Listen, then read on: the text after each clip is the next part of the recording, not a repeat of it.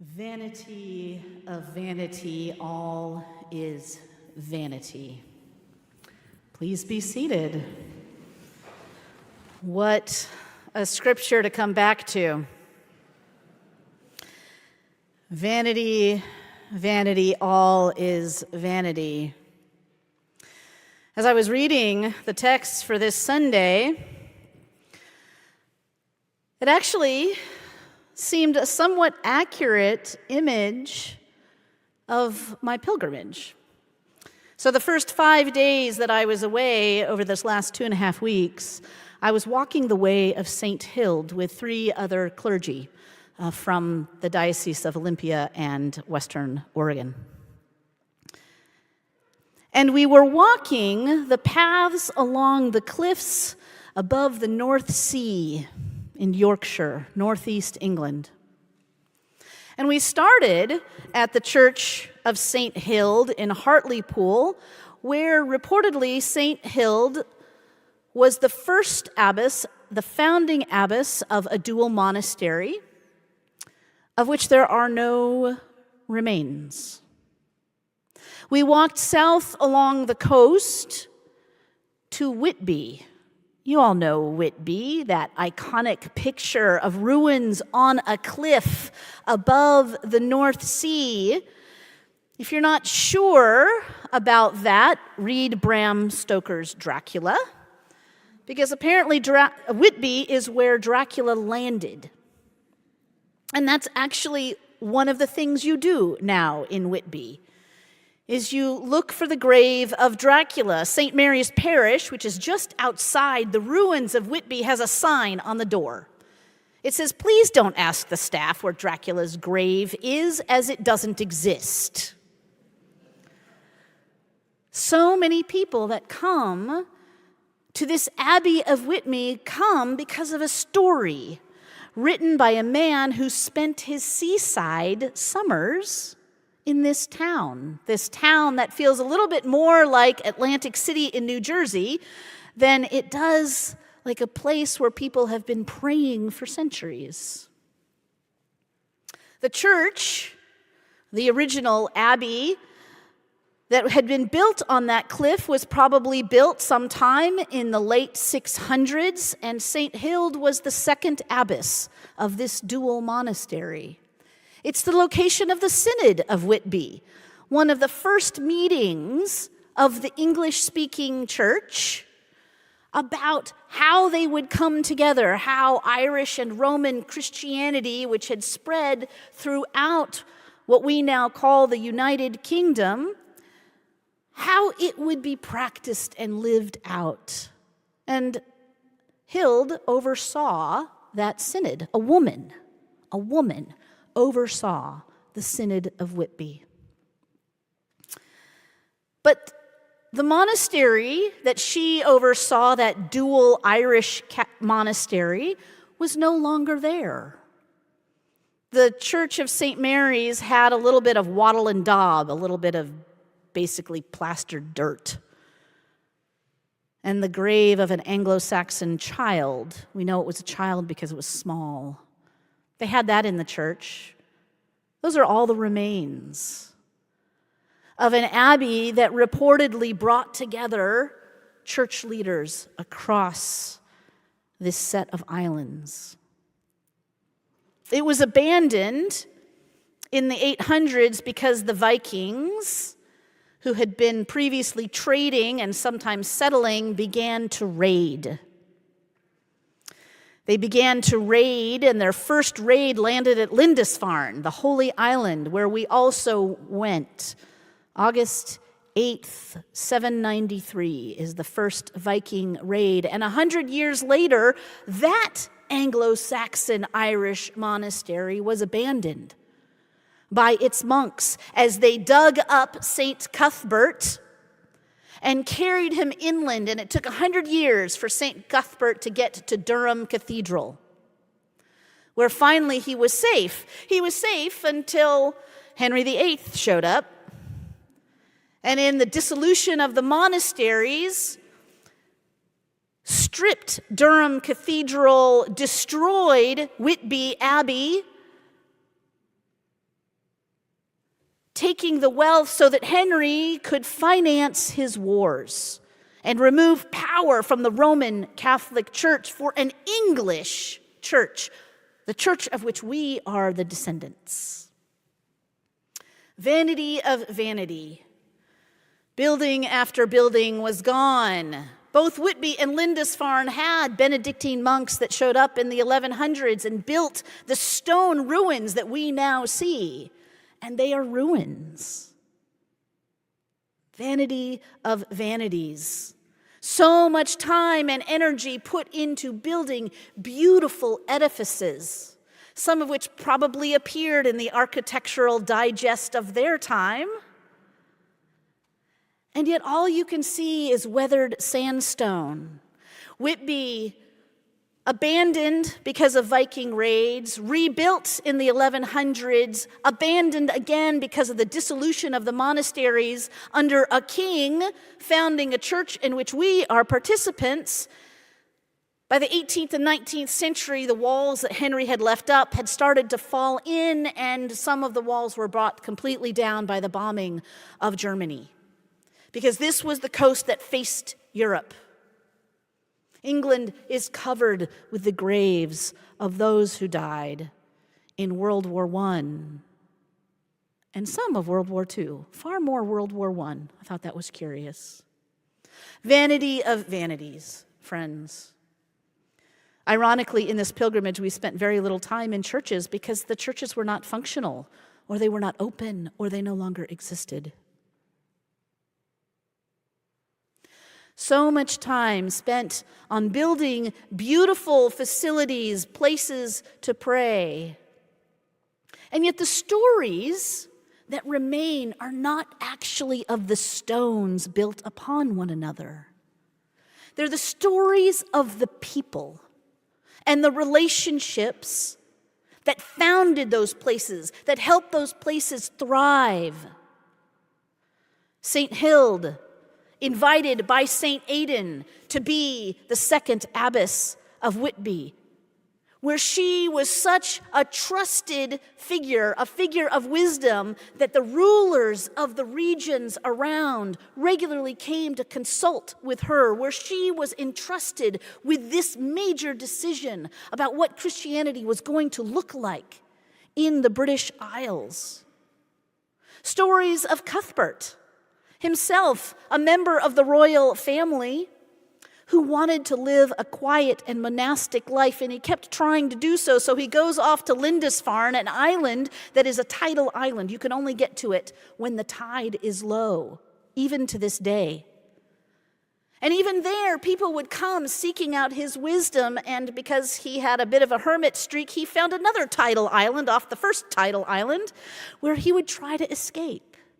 And the story of him coming back in when the tide was starting to rise a little bit, and the otters drying his feet of the frigid North Sea. A story of Cuthbert, friends with otters, of Hilde, friends of geese and seagulls. Well before St. Francis became our poster child for creation, so many of these saints had formed a relationship with the land around them that they lived in and with and survived on. The stories of the ways in which they cared for one another and the villages surrounding each one of these monasteries, because that's what happens. Monasteries don't survive actually very well on their own. They need people to plow the fields, to till and to harvest, and to help make their beer. Thank God for the beer. And the ways in which community grows up around these monasteries. The community is dependent on the monastery, and the monastery is dependent on the community. These are the stories that survive. It's not the buildings. It's not the wealth. It's not the beautiful sacramental vestments, though I did see some really cool old ones. I've got some patterns for y'all to try out. Not the chalices, not the musical instruments. It's the stories of the people and the relationships. And friends, that is the problem in our gospel reading today. It's relationship. It is actually a custom in the ancient world to ask for your inheritance early. We see that multiple times in the gospel, right? This person says, "Hey, Jesus, I need you to help arbitrate between me and my brother. I want me to give my inheritance now so I can go my own way."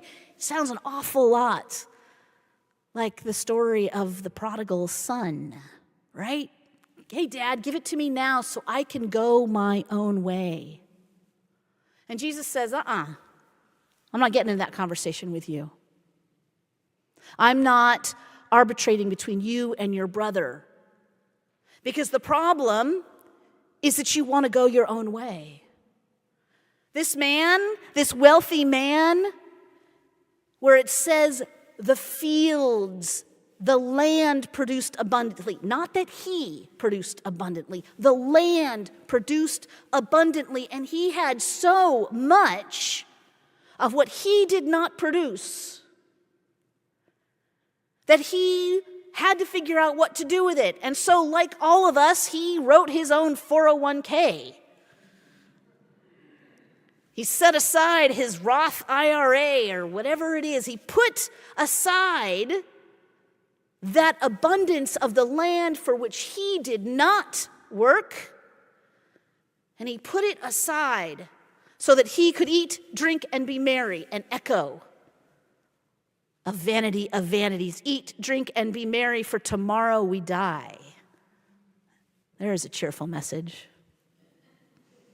But he apparently forgot that eating, drinking, and being married is followed by death. Because God says, "Oh, you fool, today your soul is required of you."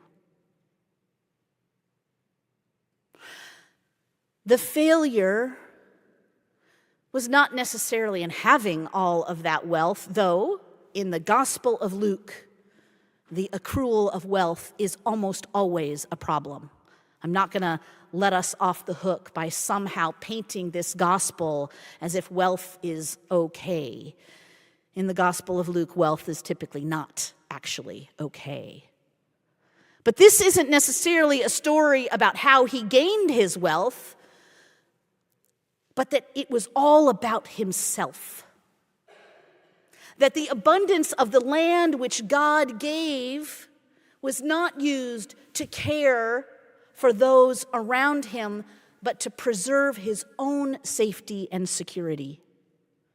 To preserve for himself. That, friends, is greed.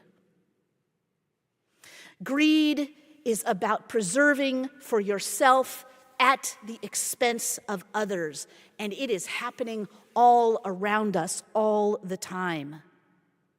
Our country is built on a greed that came at the expense of the bodies and the freedom of people of color and of immigrants who came to build this land, sometimes involuntarily. Greed is a part of our culture. We are so afraid of what will happen to us in the future that we are told that we need more and more and more. And sometimes we think that the abundance of God is that it is more and more and more, but it isn't, friends. This story is immediately preceded by God's reminder that God takes care of even the sparrow, and if God can take care of even such a small and insignificant bird as the sparrow, that God will take care of us. We will have enough. We will not have more and more and more. We will have enough. And this story is followed by the reminder that just as God takes care of the lilies of the field, God takes care of us. There will be enough. The abundance of God is in the practices of a community that has enough and that shares enough.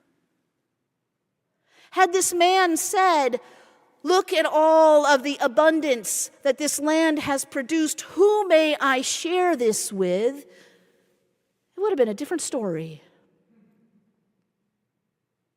It would have been a different story because he would have recognized that the point isn't that the barns are built or the churches are built or the parish halls are preserved. The point is that whatever we have is used to care for those around us. Not that we have more and more and more, but that we have enough. Friends, there are people in this parish that are at the beginning of our lives. We are trying to figure out how we will live and save so that we too can have shelter and food and education for our children. There are people who are in the middle of our lives that are trying to figure out if we have enough for our hopeful retirement someday, that time when we are no longer able to work. And this is a parish filled with people who are at the end of our lives.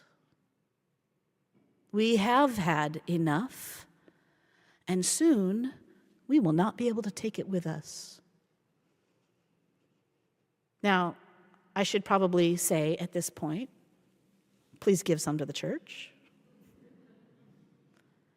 But more importantly, ask the question, do you have enough? Enough. And if you have enough, what can you do with the extra? Wesley said, earn as much as you can, save as much as you can, give away as much as you can. Friends, if you have more than enough, give it away. Maybe to the church, if you think the church is a place that will nurture relationships and encourage the flourishing of all people. I want to be honest, the church has not always done that. Give it away to places that matter. Give it to L'Arche. Give it to environmental causes. Give it back to the tribes that once held this land. We have enough. We have enough that everyone can flourish if, unlike this rich man, we do not save it for ourselves. Friends, our buildings are going to come and go. I love this space. I love it a lot. It's one of the most beautiful churches I have ever had the privilege to be in. I don't want it to go anywhere. I don't want Wells Hall to go anywhere. It's such a wonderful place to invite people in. If we keep this land and if we keep these buildings, it is so that we can help one another flourish. It's so that we can welcome everybody here, housed, unhoused, fed, unfed, rich, poor, black, white, brown, all people who need to be cared for. It is the reason we exist as a church. We do not exist to build abbeys on cliffs overlooking the North Sea. We exist to be communities that care for one another, and we do that whether we have a magnificent building to do it in or whether we have to do it from our homes and our houses. We have enough, and we are called to discern together how we will share what we have so that the abundance of God allows everybody around us to flourish. Amen.